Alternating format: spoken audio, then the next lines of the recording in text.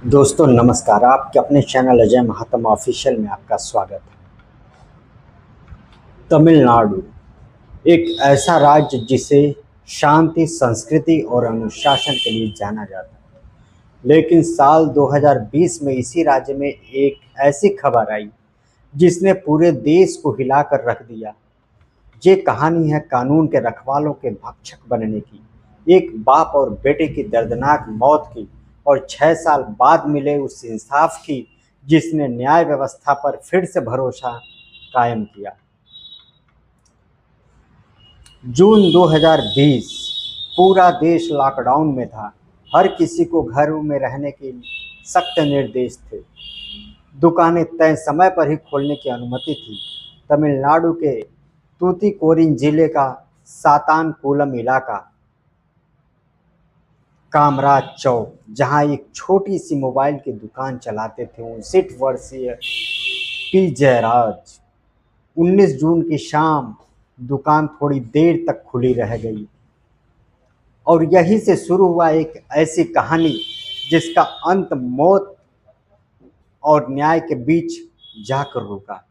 जब पुलिस की गश्ती टीम वहां पहुंची तो जयराज को सलाह दी गई कि दुकान बंद कर ले, लेकिन उस दिन गुस्से में जयराज ने कुछ ऐसी बातें कह दी जो पुलिस तक पहुंच गई और पहुंची तो बढ़ा चढ़ाकर।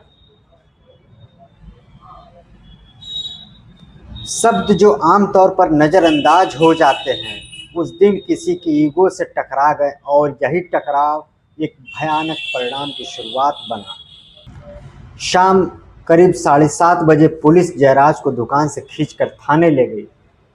कुछ देर के बाद उनका बेटा जे वेनेक्स भी वहां पहुंच गया और अपने पिता को बचाने के लिए, लेकिन वो नहीं जानता था कि वो खुद भी उसी नरक में प्रवेश करने जा रहा है।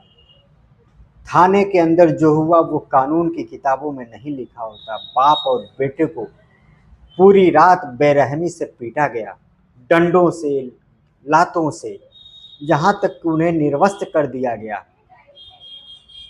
उनके शरीर से खून बहता रहा लेकिन कोई रहम नहीं आया। पूरी रात 10 पुलिसकर्मी बारी बारी से उन पर अत्याचार करते रहे। जब खून फर्श पर फैल गया तो उनसे ही साफ करवाया गया। डर इतना था कि चीखने की भी इजाजत नहीं थी। बाहर परिवार वाले इंतजार कर रहे थे, अंदर इंसानियत मर रही थी। अगले दिन उन्हें अस्पताल ले जाया गया जहां फिट घोषित कर दिया गया। फिर कोर्ट में पेश किया गया, लेकिन पुलिस ने इस तरह घेर रखा था कि जज उनकी हालत देख ही नहीं पाए और फिर उन्हें जेल भेज दिया गया। 22 जून 2020 बेनिक्स की तबीयत बिगड़ी और उसी रात उसकी मौत हो गई। अगली सुबह जयराज भी इस दुनिया को छोड़ गए। 2 मौतें, लेकिन असल में ये एक हत्या नहीं बल्कि सिस्टम की असफलता थी। जैसे ही खबर फैली पूरा इलाका सड़कों पर उतर आया। व्यापारियों ने दुकानें बंद कर दी। सोशल मीडिया पर आक्रोश फैल गया। देश भर में एक ही सवाल था, क्या पुलिस इतनी बेरहम हो सकती है? मामला बढ़ा तो जांच सीबीआई को सौंपी गई। 10 पुलिसकर्मियों के खिलाफ एफआईआर दर्ज हुई। सभी को गिरफ्तार कर जेल भेजा गया, लेकिन किस्मत ने एक मोड़ लिया। एक आरोपी की कोरोना से मौत हो गई। अब बचे 9 आरोपी। 2021 से 2025 तक मामला खींचता रहा, लेकिन आखिरकार 2025 में सुनवाई तेज हुई। एक आरोपी सरकारी गवाह बनना चाहता था, लेकिन कोर्ट ने उसे मना कर दिया। 23 मार्च 2026 की वो सुबह जब कोर्ट ने सभी आरोपियों को दोषी ठहराया और 6 अप्रैल 2026 मदुरई कोर्ट में जज मथु कुमारन ने फैसला सुनाया। यह मामला रेयरेस्ट ऑफ द रेयर है और फिर 9 पुलिसकर्मियों को फांसी की सजा सुना दी गई। जज ने कहा, कानून के रखवाले अगर भक्षक बनेंगे तो उन्हें सबसे सख्त सजा मिलेगी। ये सिर्फ एक फैसला नहीं था, ये एक संदेश था। एक बाप, एक बेटा जो सिर्फ जिंदा रहना चाहते थे, लेकिन सिस्टम की क्रूरता ने उनकी जिंदगी छीन ली। 6 साल बाद इंसाफ मिला, लेकिन सवाल आज भी बाकी है, क्या ऐसा फिर नहीं होगा? न्याय देर से मिला, लेकिन मिला जरूर। और इस बार कानून ने खुद अपने गुनहगारों को सजा दी।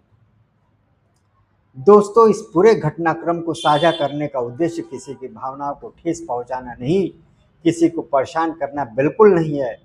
हमारा मकसद सिर्फ और सिर्फ आपको जागरूक करना है, आपको सचेत करना है, यह बताना है कि जिन पुलिसकर्मियों ने समाज की सुरक्षा और सेवा की शपथ ली है, यदि वे उसी ईमानदारी और निष्ठा के साथ अपने कर्तव्यों का पालन करें तो हर नागरिक सच्चा न्याय